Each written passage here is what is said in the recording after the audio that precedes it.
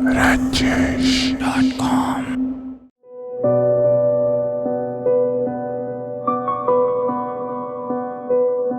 मेरे बस में नहीं वरना कुदरत का लिखा हुआ काटता। मेरे बस में नहीं वरना कुदरत का लिखा हुआ काटता। तेरे हिस्से में आए बुरे दिन कोई दूसरा काटता।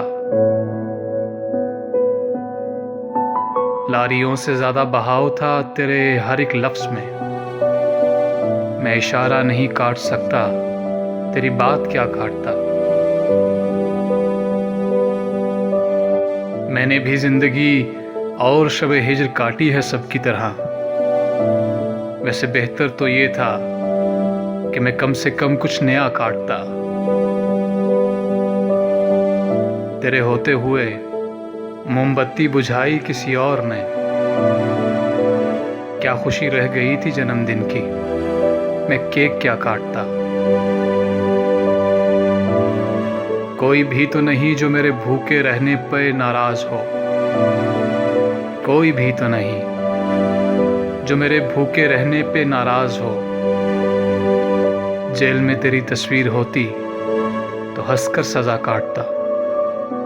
जेल में तेरी तस्वीर होती तो हंसकर सजा काटता।